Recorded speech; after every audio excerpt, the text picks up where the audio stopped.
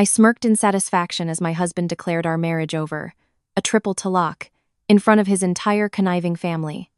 Fine, Lucas, if that's what you want. In that very moment, I dissolved our joint business ventures and revoked every single privilege they had been enjoying. I would repay their cruelty. I would make them all bankrupt. The atmosphere that evening was painfully stiff inside the private dining room of a lavish, Michelin-starred restaurant, specializing in haute seafood cuisine. The room, personally reserved, offered a glittering panorama of the city through its massive plate glass walls. The large, round dining table was laden with an array of exquisite dishes, the bill for which would run into the thousands of dollars.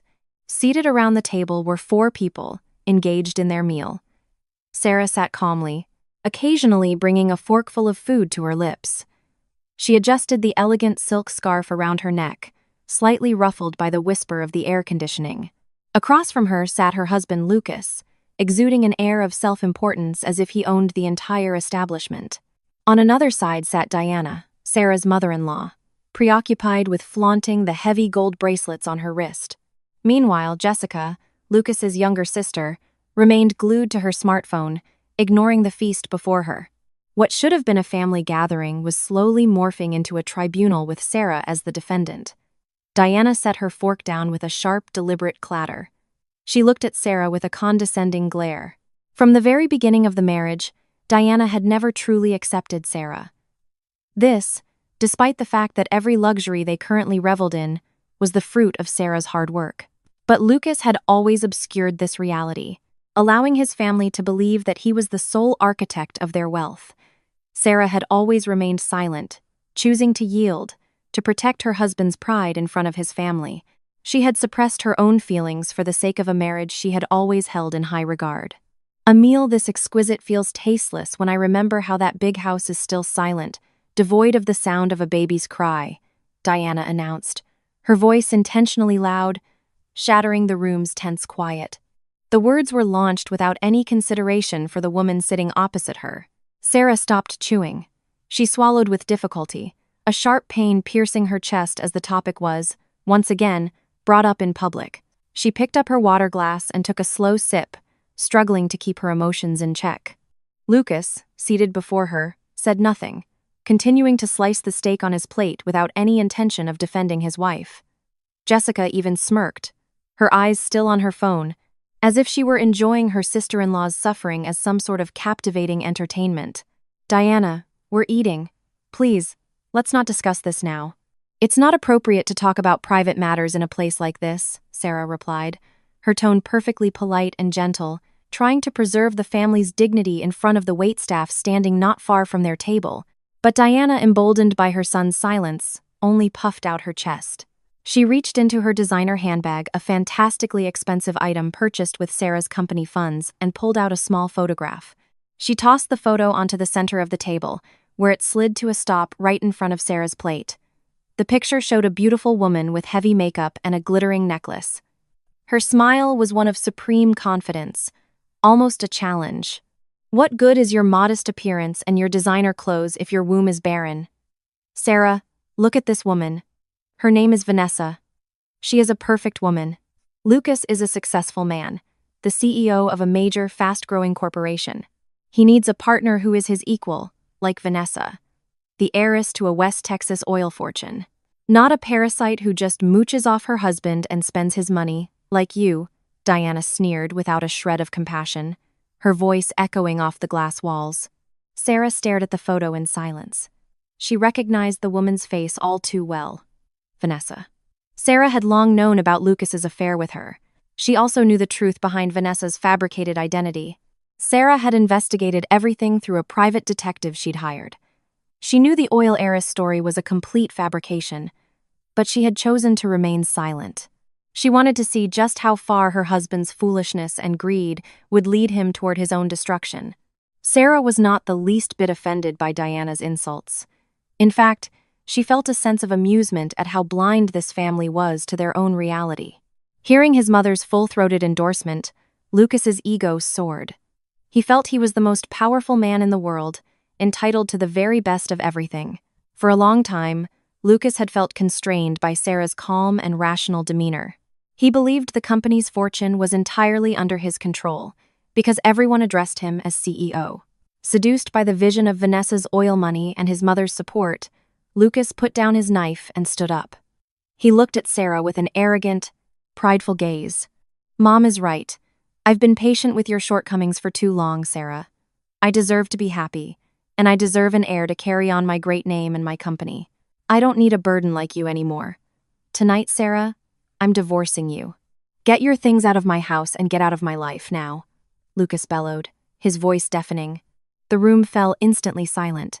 Diana beamed with triumph, feeling she had successfully ousted the daughter-in-law she had despised for years. Jessica finally put down her phone to witness her sister-in-law's expulsion with a satisfied look. They all expected Sarah to break down, to cry and beg for forgiveness, to prostrate herself at Lucas's feet so she wouldn't be divorced and thrown onto the streets without a penny to her name. But what happened next was entirely beyond their expectations. Sarah's shoulders began to tremble, first slowly, then more intensely. Instead of crying, Sarah began to laugh. Her laughter echoed in the room, a laugh of pure, unadulterated relief and deep satisfaction. She was laughing at the idiocy of the three people in front of her, who were gleefully sawing off the branch they were sitting on. Lucas, Diana, and Jessica exchanged confused glances, their brows furrowed, feeling slightly intimidated by Sarah's reaction, which showed no fear, sadness, or regret. Her laughter sounded like a death knell for their arrogance. Sarah slowly reined in her laughter. She rose from her chair with a grace and composure that was almost regal. She looked her now ex-husband in the eye, her gaze as sharp and cold as ice, piercing straight through his pride. There was no longer any trace of love, warmth, or respect in her eyes.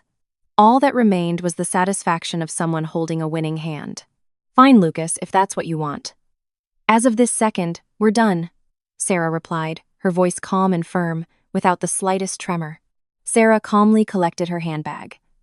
As she walked away from the disordered dinner table, she pulled out her smartphone and typed a short message to her personal assistant. The message was clear, concise, and absolute. She instructed her assistant to cut off all privileges, freeze all accounts used by Lucas, and terminate all access for his family, effective immediately and without exception. Once the message was sent and marked as read, Sarah walked out of the room without a backward glance, leaving Lucas's family still basking in their perceived victory, one at another's expense. After Sarah's departure, Lucas proudly straightened his suit. He felt he had done something truly heroic that night. Diana and Jessica showered him with praise for his decisiveness and began planning a new, luxurious life with Vanessa. After sufficiently celebrating the separation, Lucas called over a waiter to ask for the bill. The waiter returned with a small leather folder containing the itemized receipt, which amounted to several $1,000s. With an air of immense arrogance, Lucas pulled an exclusive black credit card from his wallet and handed it to the waiter without even glancing at the total. A few minutes later, however, the waiter returned, accompanied by the restaurant's manager. The manager's face was serious, no longer wearing its earlier friendly expression. He placed Lucas's card back on the table with a stiff motion. "I'm very sorry, Mr. Evans. Your card has been declined by the bank. We've tried it several times, but each time it says the card has been frozen and cannot be used for any transactions," the manager stated in a firm tone. Lucas was stunned, his eyes wide with disbelief. He quickly pulled out 3 other credit cards from different banks and handed them over. The result was the same.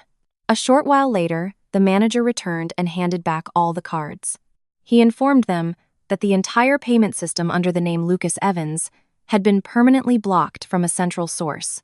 Lucas's face turned pale. Diana and Jessica looked at each other in panic.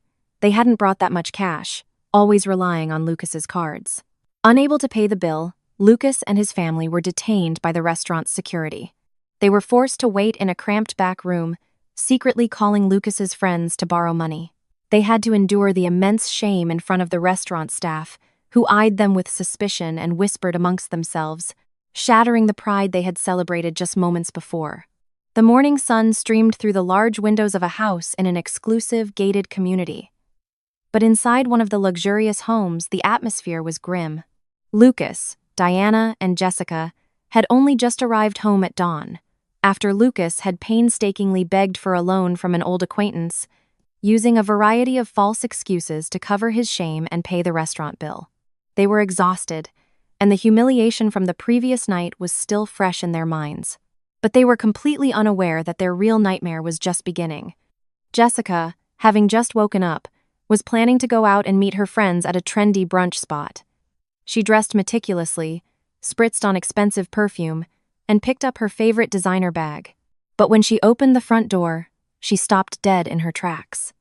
In the driveway, 3 men in uniforms were preparing to tow away the luxury SUV she always used to show off. The car was already hitched to a large tow truck, secured with heavy chains. Jessica let out a hysterical scream that shattered the morning's quiet. She ran towards the men, her face furious. "Hey, what are you doing to my car? Get it down from there right now. Do you have any idea who we are? How dare you come onto private property? We'll have you arrested for theft and destruction of property," Jessica shrieked, pounding on the side of the tow truck with her panicked hands. One of the uniformed men turned calmly, completely unfazed by her threats. He pulled out a folder containing official documents, stamped with a corporate seal, and held it out for Jessica to see, moving slowly so she could read it clearly. "I'm sorry, ma'am. We're not thieves. We are official representatives from the vehicle leasing company. This vehicle is leased under the name of Miss Sarah Chen's corporation. Last night, we received an official notice of contract termination and an order for immediate repossession directly from her.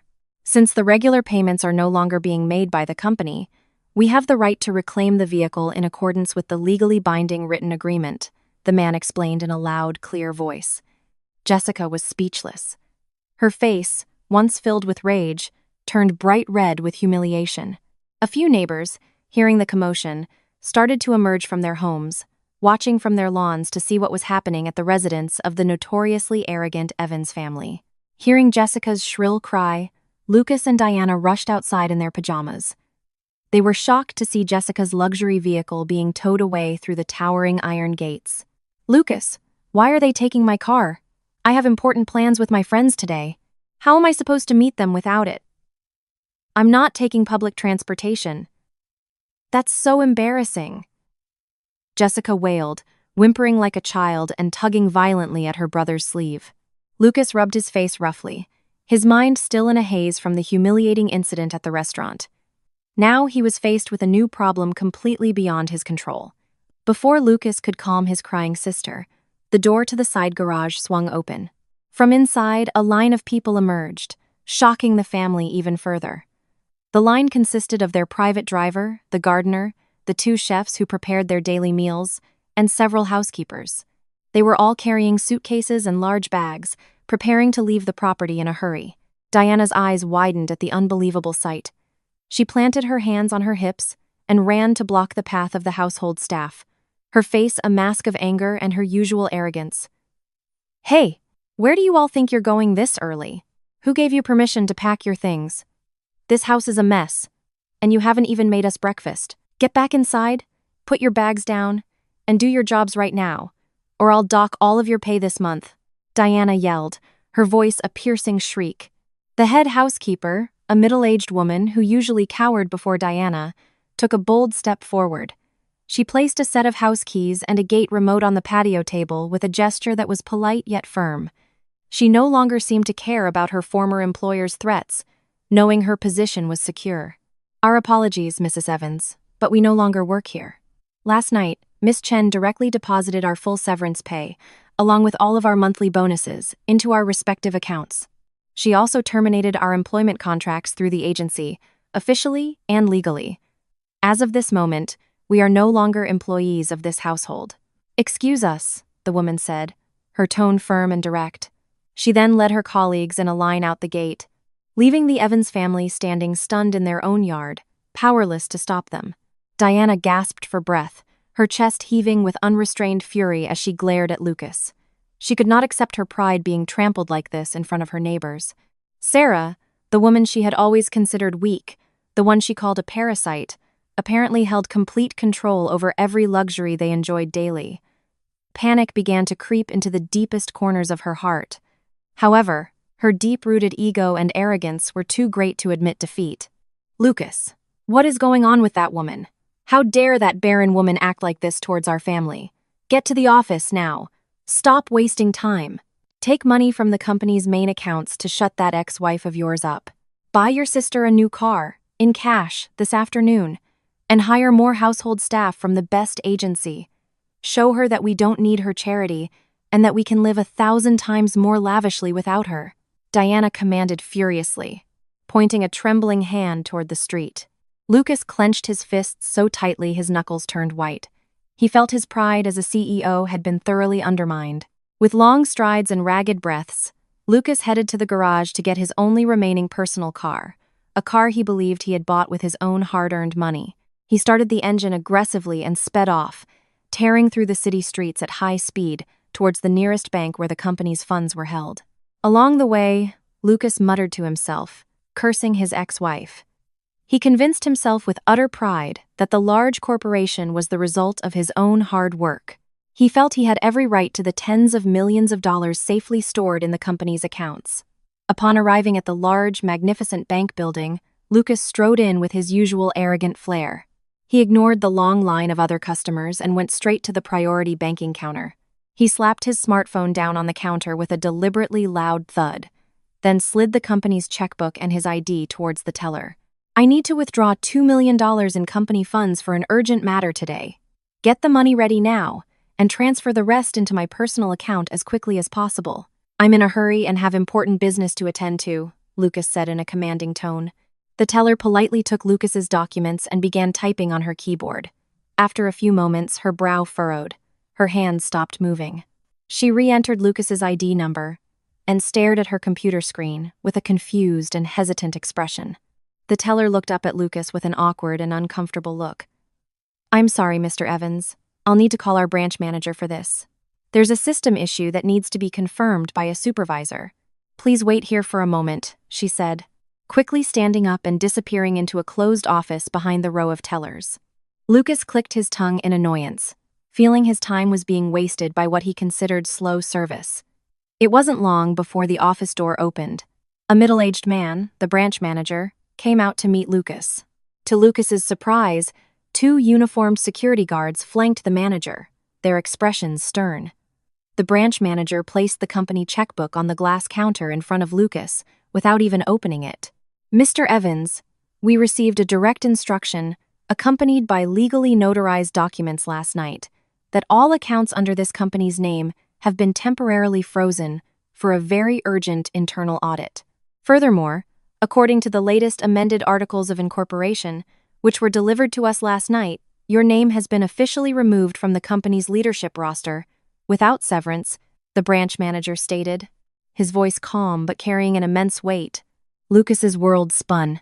His eyes bulged as he heard the man's explanation. He gripped the edge of the glass counter, his knuckles white, to keep himself from collapsing. What are you talking about? That's my company. I am the rightful CEO. Who would dare to Nebided and Keaton? Who would dare to amend the articles and freeze the accounts without the knowledge of its top leader? Lucas bellowed, losing all control and drawing the attention of everyone in the bank. The branch manager remained calm, completely unintimidated by Lucas's outburst. He raised a hand and pointed towards the main entrance. The sole capital contributor and 100% shareholder of the company is, by law, Miss Sarah Chen.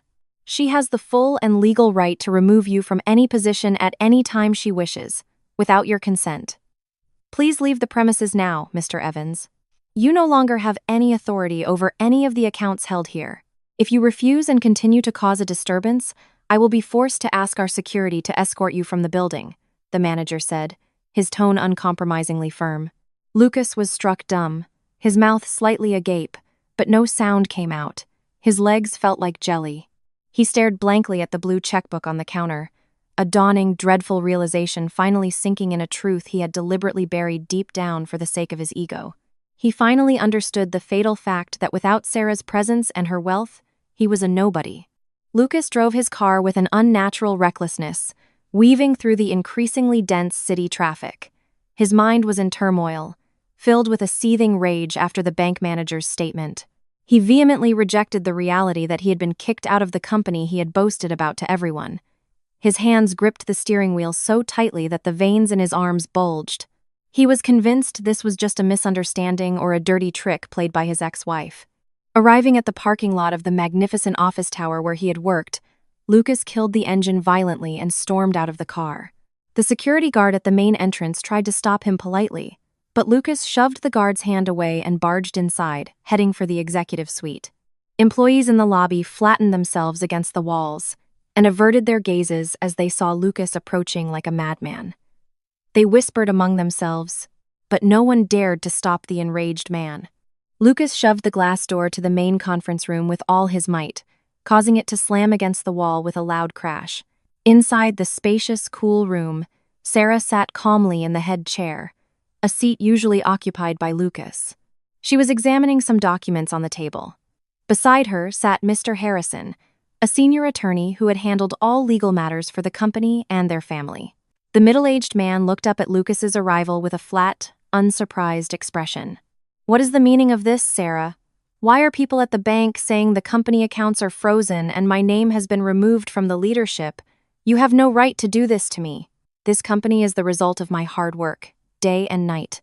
I'm the one who grew this business to what it is today," Lucas yelled, his voice booming as he panted for breath, his chest tight with emotion. Sarah didn't answer immediately. She slowly put down her pen and looked at Lucas with an expression of utter disdain. The gentle look of a submissive, obedient wife was gone. In her place sat the true owner of the company, a formidable woman who had hidden her claws to protect her husband's fragile ego. Mr. Harrison cleared his throat softly to break the tension, then slid a thick, red-bound portfolio to the edge of the table so Lucas could see it clearly. "Please have a seat, Mr. Evans. Throwing a tantrum here won't change any legal facts. The documents before you are the company's articles of incorporation, proof of the initial capital deposit, and the share ownership certificates. Everything is legally and officially registered under Miss Terry N. Honors, Sarah Chen's name, long before you two were married. The capital used to build this tower, purchase assets, and pay employee salaries was 100% hers," Mr. Harrison explained, his voice deep and emphasizing every word. Lucas approached the table with faltering steps. He read the lines on the documents with wide eyes.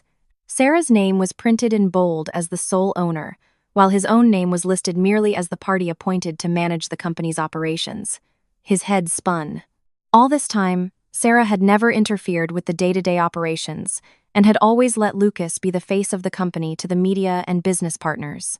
Lucas had assumed it was because she didn't understand business. But the reality was, Sarah had intentionally made him a puppet CEO so he wouldn't feel inferior in front of his family. "You're just a salaried employee here, Lucas. I gave you the top title so you wouldn't have an inferiority complex around your family. But the way you repaid me was truly extraordinary. You let your mother insult me every day, and you used my hard-earned money to have an affair," Sarah said, her voice chillingly cold.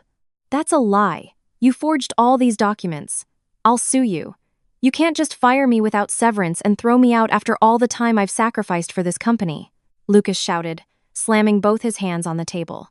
Mr. Harrison opened the next page of the folder and produced a confidential audit report that had been conducted over the past few months. Red ink filled the pages.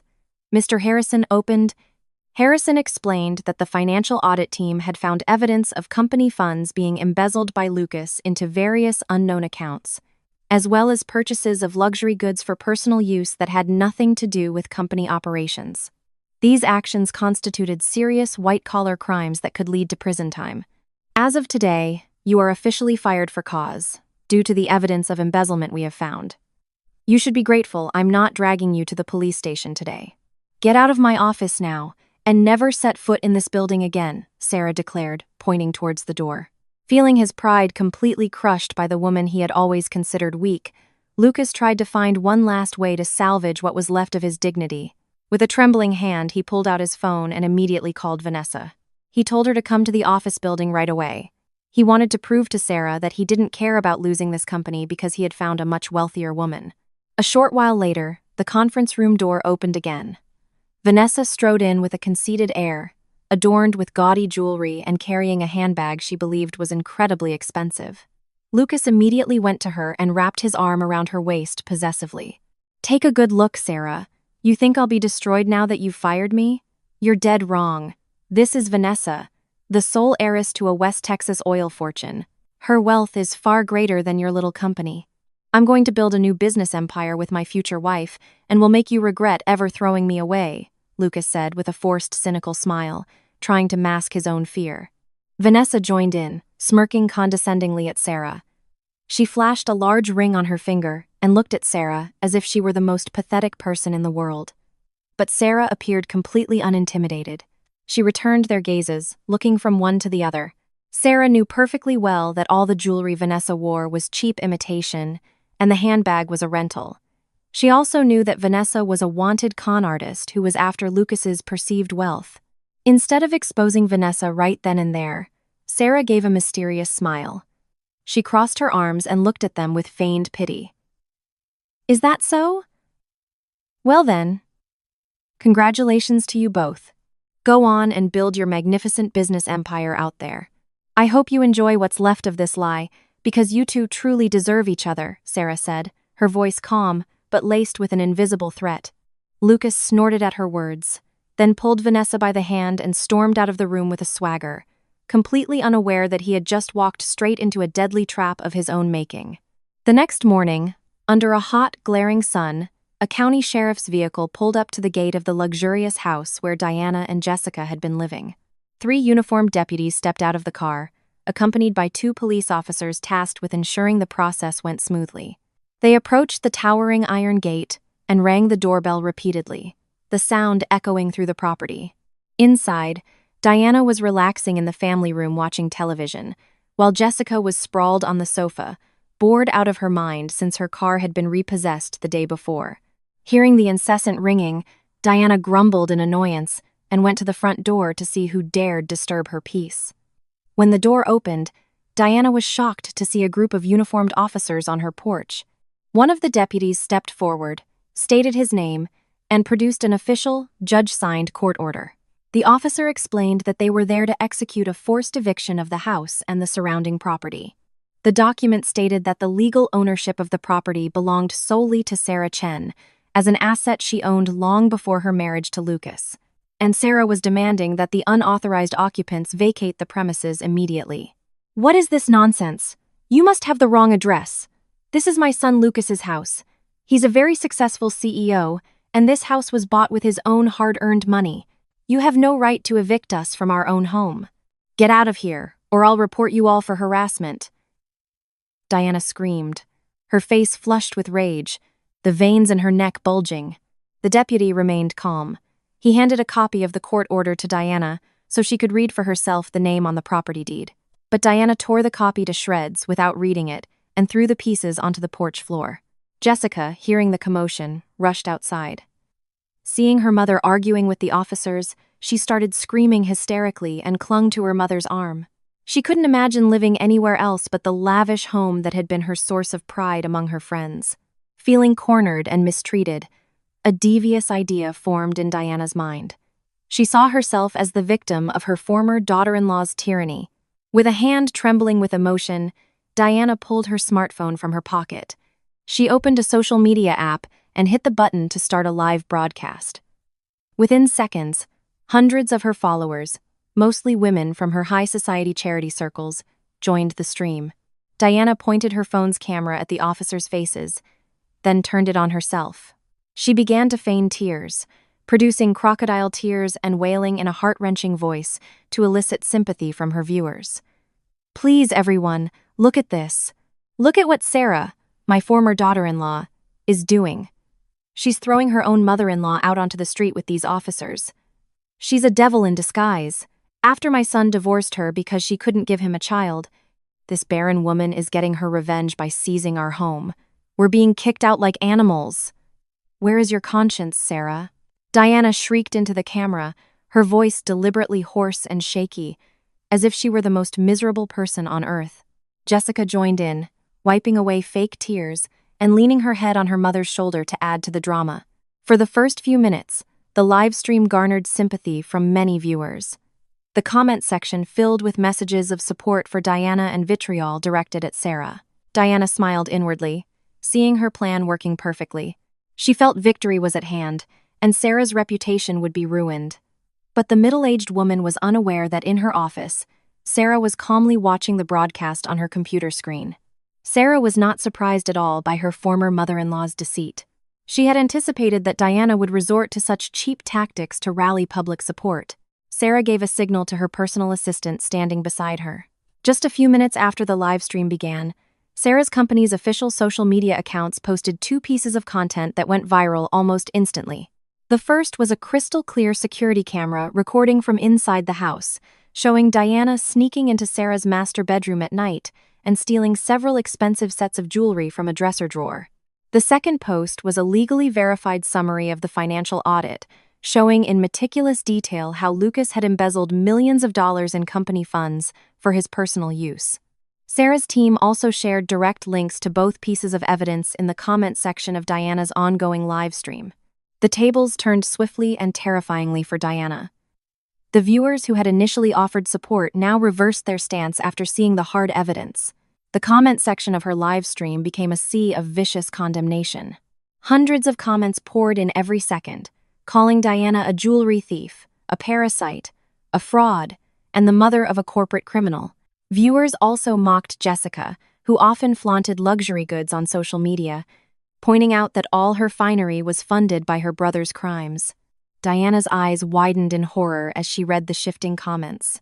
Her hand trembled so violently that her phone almost fell from her grasp. She stammered, trying to claim the security footage was fabricated, but no one believed her anymore. An overwhelming wave of shame crashed over her. She realized her attempt to destroy Sarah's name had backfired, becoming a weapon that exposed her own family's corruption to tens of thousands of viewers. In a state of panic and terror, Diana quickly ended the live stream and deleted the app. The police officers, who had been observing the situation, finally stepped forward. They gave Diana and Jessica a final stern warning. If they didn't go inside and pack their personal belongings within 1 hour, the officers would have everything thrown onto the lawn and seal the house. With pale faces and slumped shoulders, crushed by the unbearable shame of the public humiliation, Diana and Jessica finally gave up. They trudged back into the house to pack their clothes into suitcases. A short time later, they emerged from the gates of the luxurious home, dragging their heavy luggage, walking down the side of the road under the cynical gazes of the neighbors who had come out to watch the eviction of the arrogant family. The Evans family's life had turned 180 degrees in less than 24 hours. After being unceremoniously evicted from the lavish home they had prided themselves on, they were forced to rent a cramped apartment on the outskirts of the city. The space was extremely limited. The air was stuffy, and the furniture was minimal. Their large suitcases were scattered in the living area, which could only fit a worn-out sofa and a small wooden table. Jessica cried and complained incessantly about the broken air conditioning, which made her sweaty and itchy. She threw a pillow at the floor in frustration, demanding her brother find them a more suitable place to live. But Lucas could only sit in silence, holding his head, which felt like it was about to split open. He had run out of ideas. All his financial access had been cut off, and the remaining money from his friend's loan was already gone, used to pay the first month's rent on the apartment. Amid the chaos and despair, Diana displayed an extraordinary denial of reality. She refused to accept the fact that her family was now poor. The deep-seated arrogance and pride that defined her prevented her from thinking clearly. Diana refused to unpack her clothes, and instead busied herself with her makeup in a small mirror. She believed this suffering was just a temporary trial before her new daughter-in-law, Vanessa, would arrive with her oil fortune to save them. Full of confidence, Diana picked up her smartphone and began contacting her friends from her high society circle. She wanted to prove that her family still possessed immense wealth and was unaffected by the online backlash. Diana invited 5 of her friends to lunch at a prestigious restaurant downtown. She promised to cover the entire bill herself to celebrate the arrival of her new daughter-in-law. Her friends, always curious about other people's personal lives, quickly accepted the invitation. Diana smiled with satisfaction, feeling she still held a respected place in her social circle. She then told Jessica to stop crying and put on some makeup, but Jessica refused, feeling too exhausted. Finally, Diana went alone by taxi to the restaurant, leaving Lucas and Jessica in their cramped apartment. During the ride, she kept messaging Vanessa, telling her to come to the restaurant and pay for everything later. When she arrived at the luxurious restaurant, Diana's friends were already gathered at a large table. They greeted her with forced smiles, hiding a multitude of questions and jeers behind their gazes after the recent social media scandal. But Diana arrogantly brushed off their condescending looks. She immediately ordered the most expensive seafood platters, the best quality imported steaks, and a variety of freshly squeezed juices with outrageous price tags. She spoke in a deliberately loud voice, spinning lies about Lucas's grand wedding plans with the sole heiress of an oil fortune. She described how wealthy Vanessa was and how terrible Sarah had been, hiding her true nature all along. Time ticked by. Dish after dish arrived and was consumed. Diana's friends began to whisper to each other, glancing at their watches. More than 2 hours had passed, but the much-vaunted Vanessa showed no signs of appearing. Diana started to feel anxious. Cold sweat beaded on her forehead, smudging her makeup. She repeatedly pulled out her phone to call Vanessa, but the calls never went through. An automated voice always said the number was not in service or out of range. Diana's anxiety peaked when one of her friends began to ask, in a sarcastic tone, about the whereabouts of the wealthy future daughter-in-law. "Waiter, just a moment. My rich daughter-in-law is on her way. She must be stuck in traffic in her luxury car. We'll order dessert while we wait," Diana blurted out, sweating profusely, as a waiter came to clear their table. Her friends finally lost their patience. They declined the offer of dessert and stood up in unison. One of them looked at Diana with a mixture of pity and profound contempt. They said they had to leave for other, more important matters than waiting for an endless lie. Without offering to help pay for the food they had eaten, the 5 high society women walked away from the table, leaving Diana sitting alone to bear the immense shame. Other diners began to notice Diana, looking lost and confused, frantically tapping at her phone screen with a trembling finger. Soon after, the restaurant manager came over with the bill. The number printed on it was astronomical, equivalent to a family's living expenses for several months. Diana's eyes widened at the total. She tried to force a smile and asked for a little more time, waiting for a relative to arrive with the money. But the manager, who recognized Diana's face from the viral livestream, offered no leeway. They detained Diana, forbidding her from leaving until the entire bill was paid in full. They even threatened to call the police if she tried to run. Under immense pressure, Diana finally called Lucas, sobbing, begging her son to come and save her. Back in the cramped apartment, Lucas received his mother's call with a shattered heart. He had no idea where to get more money. All his friends had stopped responding to his messages after learning of his dismissal. In desperation, Lucas's eyes fell on his sister's handbag lying on the table. Jessica was fast asleep in her room, exhausted from crying. A devious and dangerous thought crossed Lucas's mind. He slowly opened his sister's bag and took out her ID from her wallet. Lucas then downloaded a dozen predatory payday loan apps onto his phone. He filled out the applications using his sister's personal information, forged her consent, and borrowed the maximum amount from each app.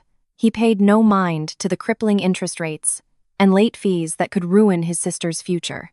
All that mattered to him now was saving his mother's face from legal trouble. In less than an hour, notifications flooded Lucas's phone. The loan money started to pour into his personal account. Lucas rushed to the restaurant where his mother was being held. When he arrived, he paid the entire bill with his head bowed in shame.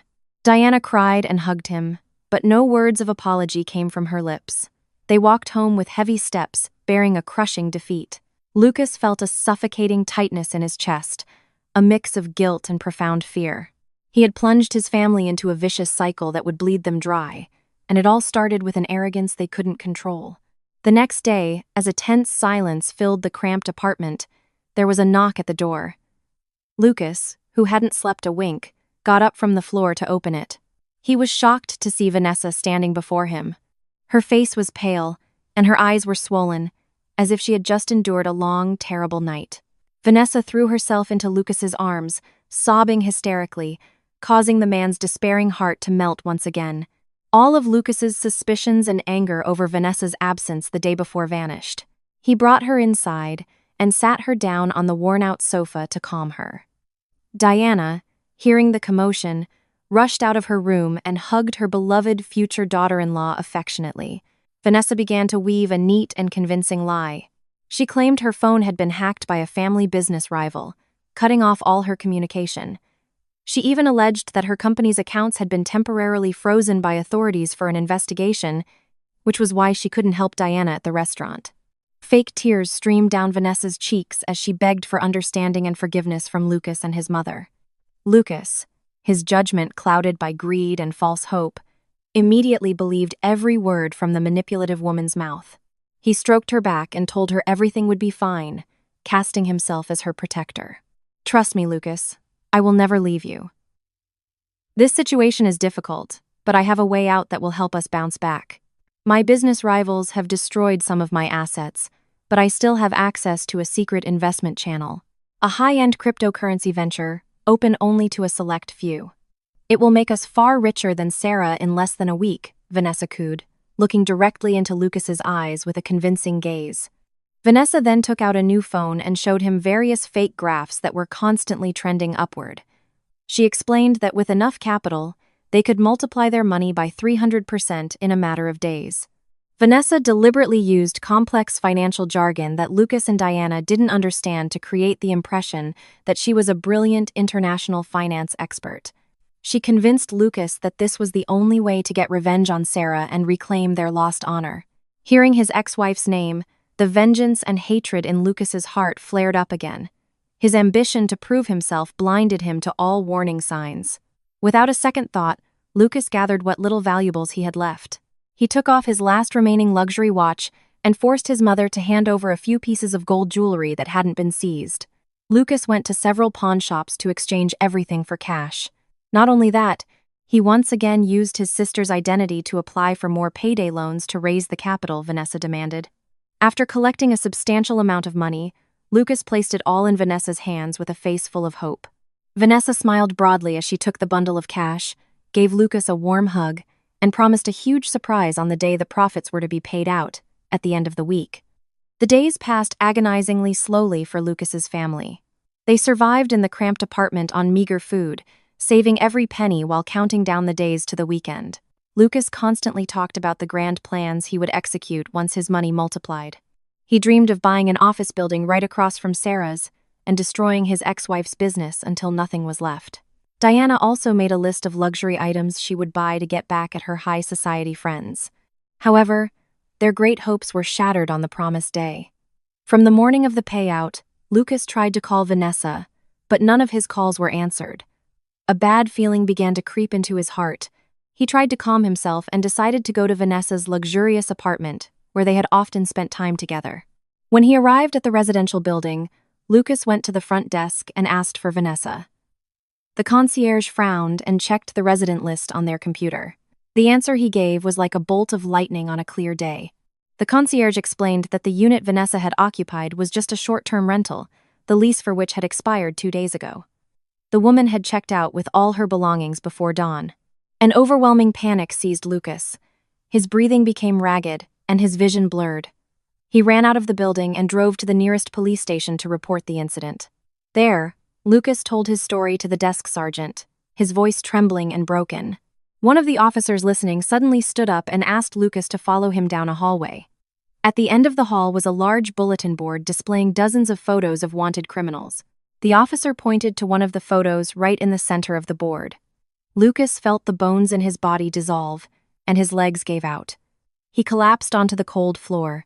On the board was a clear photo of Vanessa, with her real name listed underneath a name he had never heard.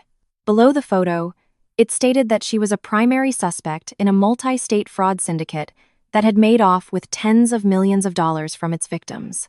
Lucas tore at his hair, screaming at the top of his lungs in the police station hallway. All his hopes, his money, and his pride had vanished without a trace. He finally realized he had been thoroughly conned by the woman he had deemed more valuable than his own wife. And now, he had truly hit the bottom of the deepest abyss of ruin. Lucas's steps were heavy as he walked out of the police station, his eyes vacant. The world around him seemed to spin, leaving only a dark shadow haunting his thoughts.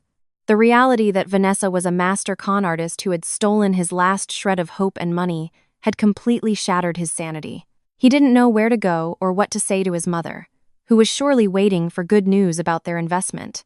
Dragging his feet along the hot city sidewalk, Lucas realized he had gambled everything, including his own sister's identity, for an illusion of wealth created by a wicked woman. As he reached the parking lot of the apartment building, Lucas stopped abruptly. In the distance, he saw a crowd of large, menacing-looking men gathered in front of his apartment door. The sound of loud, violent pounding echoed down the hallway, followed by crude shouts and curses. They were the debt collectors from the dozen predatory loan apps, all of which had come due that day. Lucas hid behind a stairwell wall, peering out with a trembling body. He could hear Jessica's screams from inside the apartment, begging them not to break down the door, and the sound of Diana's desperate, sobbing pleas for help. The debt collectors kept shouting Jessica's name, threatening to leak her personal data to all her contacts, and demanding payment of the debt, which, with interest, had ballooned to an astronomical sum. Overwhelming fear kept Lucas from stepping forward to save his mother and sister. He knew this chaos was entirely his own fault for secretly using his sister's information. Instead of confronting the debt collectors, Lucas turned and ran away from the apartment building. He fled from his responsibility, leaving his family to face the terrifying ordeal alone. In his flight, Lucas's thoughts grew darker and more twisted. He refused to blame himself for this destruction. He looked for a scapegoat, and Sarah's name immediately popped into his head.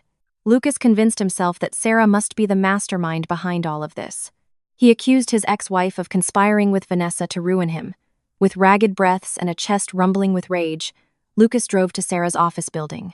He forced his way past security, ran up the emergency stairs, too impatient to wait for an elevator, and burst through the door of his ex-wife's office.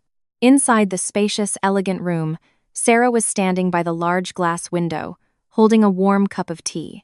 She turned slowly at the sight of Lucas, who looked disheveled and wild-eyed, his face red and sweaty. Sarah showed no surprise. She placed her cup on the table and looked at him with a calm expression, as if she had been expecting him. "You let me get scammed by that woman on purpose. You conspired with that con artist to take all my money. Admit it, Sarah. You were jealous that I found someone better than you, so you had Vanessa destroy me and leave my mother drowning in debt." Lucas screamed in frustration, pointing an accusing finger at Sarah's face, his voice hoarse and trembling, on the verge of tears. Sarah stepped forward slowly, completely unfazed by his rage. She looked him straight in the eye with a gaze of utter contempt.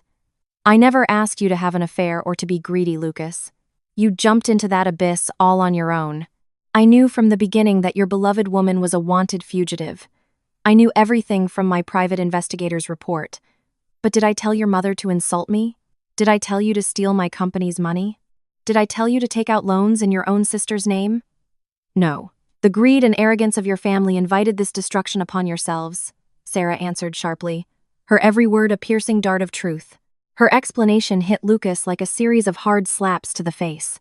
The truth she spoke stripped bare all the mistakes and foolishness he had tried to hide. Lucas stumbled backward, shaking his head vehemently, refusing to accept that his downfall was the result of his own stupidity. He let out a furious groan, threatening to destroy Sarah's life, before running out of the room with a broken gate. Sarah simply watched him go, knowing that a fatally wounded animal will make its most desperate move right before it dies.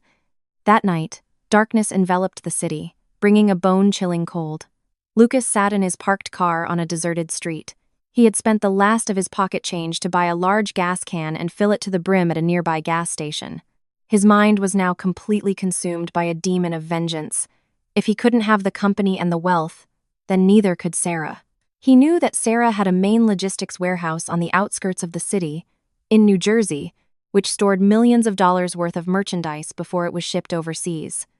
Destroying that warehouse was equivalent to severing the main artery of his ex-wife's business. With a madness glinting in his eyes, Lucas placed the gas can on the passenger seat, started his car, and drove into the night, heading for the warehouse, ready to burn it all to ash.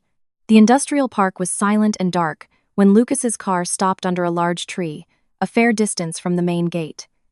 He killed the headlights and got out cautiously, carrying the heavy gas can. He wore a dark jacket with the hood pulled up to conceal his identity. Using his knowledge of the warehouse's security layout from when he used to manage it, Lucas slipped through a chain-link fence in a rear section, beyond the reach of the streetlights. The night wind blew softly, carrying the damp scent of the surrounding trees. but Lucas's heart pounded so loudly it drowned out all other sounds. He crept towards a stack of wooden pallets leaning against the main wall of Sarah's warehouse, right where a large ventilation duct led directly into the storage area. With trembling hands, Lucas opened the gas can. The pungent smell of gasoline filled the air.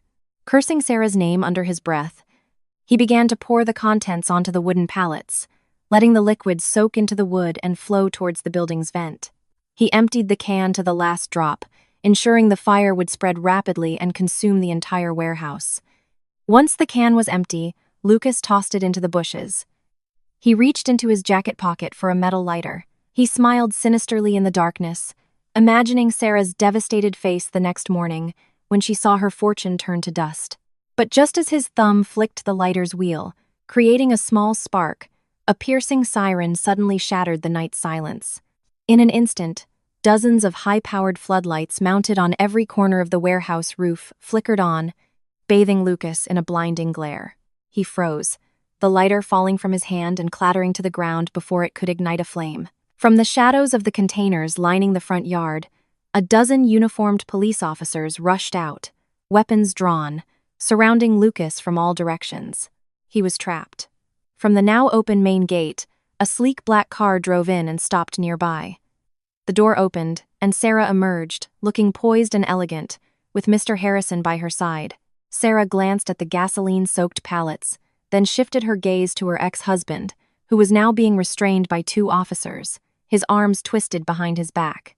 Mr. Harrison immediately handed over the live security camera footage to the police commander leading the arrest. "Let me go, Sarah! How could you send your own ex-husband to prison? I'm only doing this because you destroyed my life first," Lucas yelled, struggling with all his might against the officers who were cuffing his wrists. Sarah just watched him without a word as the police led him to a squad car. She showed no hint of pity as the man who was once her husband debased himself, screaming like a madman. Sarah had anticipated the arson attempt since that afternoon and had prepared a perfect trap with the authorities to catch Lucas red-handed. Now, there was no escaping the legal consequences of attempted sabotage and planned arson. While Lucas languished in a cold jail cell, an equally tragic fate befell Diana and Jessica the next morning.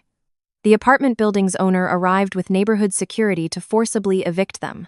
The owner was fed up with the constant disturbances from debt collectors who were harassing other tenants and damaging the property. With no Lucas to rely on, Diana and Jessica were forced to drag their suitcases out of the apartment complex. They wandered aimlessly along the side of the highway under the scorching sun, avoiding crowds for fear of being recognized or intercepted by debt collectors. That night, they slept on discarded cardboard in the doorway of an abandoned building, as they didn't even have enough money for food. The harsh reality of life finally hit Jessica. The hunger gnawing at her stomach made the spoiled girl realize she could no longer depend on her mother, who now did nothing but cry and lament their fate all day. Swallowing her pride, Jessica went to a temp agency. Her disheveled appearance got her hired immediately as a cleaner in a large corporate office building downtown. Jessica was given an oversized uniform and heavy cleaning equipment. Her soft hands, once manicured and adorned with expensive jewelry, were now blistered from wringing out wet, dirty mops. Every day, she had to clean dozens of public restrooms and mop lobby floors until her back felt like it would break. On her third day, the cleaning supervisor ordered Jessica to clean the executive floor at the very top of the building. Wincing from the pain in her lower back, Jessica pushed her cleaning cart out of the elevator. She began to painstakingly mop the gleaming marble floor. As she was bent over, wringing out her mop in front of an ornate, carved wooden door, the door suddenly opened. Someone stepped out. Jessica quickly moved her cart aside and bowed her head to apologize for blocking the way. But when she looked up, her breath caught in her throat. Standing right in front of her, dressed in an impeccably tailored and authoritative business suit, was Sarah, the legal owner of the entire floor and the magnificent office tower. Yasmin stood frozen like a stone statue as she looked at the woman standing before her. Her heart hammered against her ribs so violently it hurt. Yasmin's hands, now rough and covered in sores from daily contact with harsh cleaning chemicals, trembled as she gripped the mop handle. She bowed her head low, wishing the polished marble floor would swallow her whole.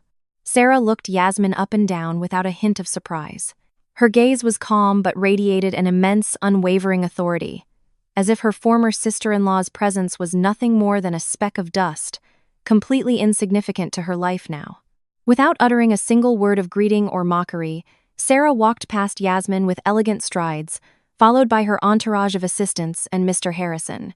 The faint, expensive scent of Sarah's perfume lingered in the air, a stark reminder to Yasmin of the vast chasm that now separated them. Flashbacks of all the times she had belittled Sarah, ordered her around in the lavish house, and laughed at her brother's divorce, played like a broken record in her mind, bringing with them an agonizing wave of regret. Bitter tears streamed down Yasmin's cheeks. She let go of the mop, and it clattered to the floor. Ignoring the shouts of her supervisor from down the hall, Yasmin fled down the emergency stairwell, sobbing uncontrollably. She quit her job on the spot, unable to bear the mental anguish and profound shame after witnessing the pinnacle of success achieved by the person she had hurt the most. Arriving at the abandoned building where her mother was sheltering, Yasmin recounted her encounter with Sarah, her breath coming in ragged gasps. Hearing her daughter's story, Diana's mental fortitude finally crumbled. She wailed, mourning the terrible fate that had befallen her family. The overcast afternoon sky began to weep, the drizzle turning into a torrential downpour that lashed the city. Gusts of wind blew rain into their makeshift shelter, soaking their worn-out clothes. The bone-chilling cold and the gnawing hunger from days without food finally shattered the last remnants of Diana's pride and arrogance. She realized the bitter truth. The only person in the world with the power to free Lucas from prison and save them from the vicious debt collectors was Sarah. With the last of her strength, Diana grabbed Yasmin's wrist and forced her to walk through the heavy rain towards Sarah's magnificent office building. They stumbled and nearly fell several times on the slippery pavement, ignoring the strange looks from passers-by. Their only hope now was to obtain mercy and forgiveness from the woman they had for years deemed a useless parasite. When they arrived at the front of the office tower, Diana and Yasmin were immediately stopped by a line of stern security guards. Their wet, dirty, and foul-smelling appearance barred them from entering the main lobby. With no other choice, they could only stand in the pouring rain in front of the large glass doors, their bodies shivering, their lips blue with cold. They waited in desperation, hoping Sarah would soon leave the building. Their wait finally paid off when the automatic glass doors slid open. Sarah walked out calmly, flanked by several bodyguards who swiftly opened large black umbrellas to shield her from the rain. Seeing Sarah's radiant and powerful figure, Diana broke through the security line with a surge of strength and collapsed into a cold puddle of water on the ground. She knelt at Sarah's feet, crying out loud, her voice hoarse as she begged for forgiveness in the most debasing manner. Yasmin fell to the ground beside her mother, pressing her palms together in a plea for mercy.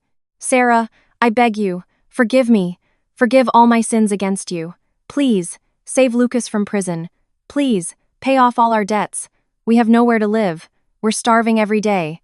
We promise we will be a good family and treat you with the utmost respect if you would just help us this one time," Diana wailed, reaching out to touch the hem of Sarah's coat. The guards immediately restrained her. Sarah looked down at the two figures groveling in the dirty water, her expression cold, flat, and empty. She was unmoved by their tears. Her memory flashed back to the times she was insulted, berated, and cast out without an ounce of compassion by the very same people now begging at her feet. Sarah gave a slight gesture to Mr. Harrison. He stepped forward and tossed a thick, plastic-laminated folder so it landed in the puddle in front of Diana. Hearing the thud, Diana's eyes lit up with hope. She was certain the folder contained the official withdrawal of the legal complaint against her son and several large checks to clear their debts. With trembling hands, she tore open the folder. But her hopes were instantly obliterated. It was not a withdrawal of the criminal case. It was a notice of a new civil lawsuit filed by Sarah. The thick document detailed a claim for damages for the millions of dollars Lucas had embezzled from the company. It was complete with a court order to seize all of the family's remaining assets. The next page contained a lien on a large plot of land and a house in their hometown, an inheritance in Diana's name. It was the last asset she had kept hidden, her final safety net. Now, even that had been legally seized to cover a fraction of the losses her son had caused. Diana's heart seemed to stop. She now had absolutely nothing left in the world. "Do you think your tears and apologies can turn back time?" This is the high price you must pay in full for every crime and all the suffering you inflicted on me. You brought this destruction upon yourselves, Sarah said, her voice sharp and clear, cutting through the sound of the rain. With that final, lethal statement, Sarah turned and calmly walked to her luxury car, leaving Diana to scream hysterically before collapsing unconscious in the muddy water. Yasmin could only weep in terror, hugging her mother's limp body, powerless to fight back. Time moved on, unyielding. The wheels of justice turned, crushing every wickedness with a fitting punishment. The criminal proceedings against Lucas were swift. The evidence security footage, financial records was irrefutable. In the cold, tense courtroom, Lucas could only hang his head as the judge read the final verdict. He was sentenced to a long prison term for multiple felonies, including embezzlement, identity theft for financial fraud, and attempted arson. Not a single family member was there to support him. Lucas was left to spend his youth behind the dark, damp walls of a state penitentiary, haunted by a lifetime of regret. He cursed his own foolishness for throwing away a brilliant, perfect wife for the illusion of wealth from a con artist. He knew that when he finally got out, he would be an ex-convict with no money, no reputation, and no family waiting for him. Life outside was no less harrowing for his family. Diana, who had once worshipped wealth and false honor, couldn't withstand the relentless shame and pressure. Losing everything, her home, her inheritance, and her beloved son to prison, eroded her sanity until nothing was left. She lost her mind. Diana was now often seen wandering the city streets in filthy clothes, talking to herself, her eyes empty. She would tell street vendors that her daughter-in-law was a rich oil heiress who would soon pick her up in a luxury car to live in a magnificent palace. People looked at her with pity and kept their distance, seeing her as just another unhinged person on the streets. Meanwhile, Yasmin faced a fate worse than prison. She had to bear the full weight of the debt her brother had incurred in her name. The unpaid loans, with their compounding interest, had swollen to millions. Yasmin was forced to abandon all her youthful dreams. She worked herself to the bone, taking on multiple menial jobs, washing dishes, cleaning streets, working as a manual laborer from dawn until midnight. But no matter how hard she worked, her entire paycheck was immediately seized to pay off the interest on a debt that would never be cleared. The girl lived in constant terror, always moving between squalid shelters to hide from the ruthless debt collectors who were always hunting for her. Yasmin was paying dearly for every insult she had ever hurled at Sarah, with a lifetime of sweat, tears, and fear. In stark contrast to her ex-husband's family's utter ruin, Sarah's life soared. Freed from the parasitic drag of Lucas and his family, who had constantly siphoned her hard-earned success, her focus was now entirely on her company. The logistics business she had built from the ground up expanded rapidly, winning major contracts and successfully breaking into the international market. Her company became a major economic driver in the region, employing thousands and generating exponential profits year after year. That evening, in a world-class ballroom glittering with crystal chandeliers, Sarah was the guest of honor at a prestigious awards gala for the most influential figures in business.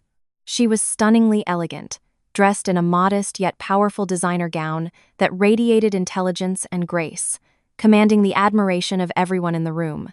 By her side stood David, a successful and established international business partner who had been a steadfast ally through her greatest challenges. David was not arrogant like Lucas. He was a man who deeply respected women, whose sharp intellect matched Sarah's, and who supported her every business decision without his ego ever feeling threatened. When the MC announced Sarah's name to come on stage to receive the highest honor of the night, the room erupted in thunderous applause. Sarah walked confidently to the stage. She held the golden trophy tightly and delivered a brief, powerful speech filled with gratitude and resolve. Through her words, she proved to the world that a woman could withstand any storm and achieve absolute victory, even after being betrayed and belittled by those closest to her. Her speech ended with a standing ovation from the entire audience. After returning to her table, David approached her. He looked at Sarah with deep admiration, a warm, sincere smile on his face. "You are an incredibly resilient woman, Sarah. Tonight's success is entirely yours. I am so proud and honored to be a small part of this extraordinary journey," David said, his gentle voice a comfort, showing her a respect she had never received from her ex-husband. Sarah smiled back at his sincere gaze. Her heart felt peaceful and relieved. Thank you, David. This is all the result of having the patience to endure trials and the courage to cast off the bad things in order to take the right step forward, she replied calmly. The awards gala concluded in a moment of true happiness for Sarah. Amid the strains of classical music, she finally understood the most valuable lesson of her life. She realized that the best and most lethal revenge against the petty people who had hurt and underestimated her wasn't to bother destroying their lives herself. The best revenge was to let their own greed and stupidity lead them to their own absolute ruin, while she continued to move forward, shining brightly, reaching a pinnacle of glorious success that they could never ever touch.